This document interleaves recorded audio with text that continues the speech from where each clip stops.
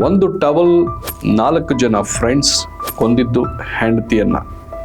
ಹೌದು ಸ್ನೇಹಿತರೆ, ಪತಿಯೇ ಪತ್ನಿಯನ್ನ ಕೊಂದಂಥ ಘಟನೆ ಆಗಸ್ಟ್ 12ರಂದು ನಡೆದಿದೆ. ರಾಮನಗರ ಜಿಲ್ಲೆಯ ಮಾಗಡಿಯಲ್ಲಿ ಈ ಕೊಲೆ ನಡೆದಿತ್ತು. ಆತ ಮಾಗಡಿಯ ಸ್ಮಾರ್ಟ್ ಗಾಯ್ ಉಮೇಶ್, ಈಕೆ ರಾಯಚೂರಿನ ಸುಂದರಿ 30 ವಯಸ್ಸಿನ ದಿವ್ಯ. ಇಬ್ಬರು ಪ್ರೀತಿಸಿ ಮದುವೆ ಮಾಡಿಕೊಂಡಿದ್ರು. ಮದುವೆಗೆ 5 ವರ್ಷ ಕೂಡ ಆಗಿತ್ತು. ಇಬ್ಬರ ಪ್ರೀತಿಯ ಪ್ರತಿಫಲ ಒಬ್ಬ ಪುತ್ರ ಕೂಡ ಅವ್ರಿಗೆ ಇರ್ತಾನೆ.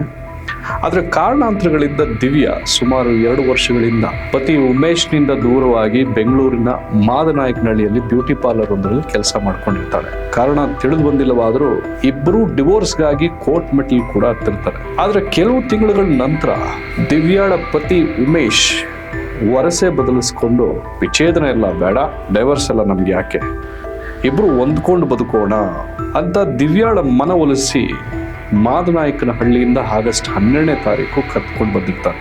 ಹಾಗೂ ಇವನ ಪ್ಲಾನ್ ಏನಿತ್ತೋ ಏನೋ ಗೊತ್ತಿಲ್ಲ.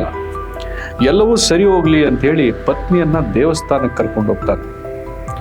ಪೂಜಿಕಲ್ಲು ಬೆಟ್ಟದ ಬಸವಣ್ಣ ದೇವರನಿಗೆ ಪೂಜೆ ಮಾಡಿಸ್ಕೊಳ್ಳೋಣ, ಪೂಜೆ ಮಾಡಿಸ್ಕೊಂಡ ನಂತರ ನಾನು ನೀನು ಇಬ್ರು ಸಂತೋಷವಾಗಿ ಬದುಕಬಹುದು ಅನ್ನುವಂಥ ಒಂದು ಕತೆ ಕಟ್ಟಿ ದೇವಸ್ಥಾನಕ್ಕೆ ಕರೆದುಕೊಂಡು ಹೋದಂಥ ಉಮೇಶ್, ಅವನ ಪ್ಲಾನೇ ಬೇರೆ ಇರುತ್ತೆ.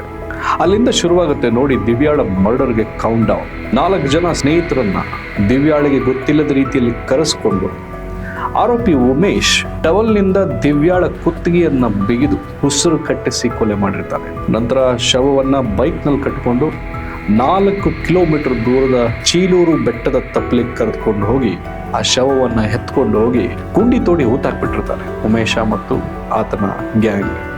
ದಿವ್ಯಾಳ ಶವವನ್ನ ಗುಂಡಿ ತೆಗೆದು ಊತಾಕಿದ್ದಲ್ಲದೆ ಉಮೇಶನ್ ಗ್ಯಾಂಗ್ ಅಲ್ಲಿಂದ ಪರಾರಿಯಾಗಿರ್ತಾರೆ.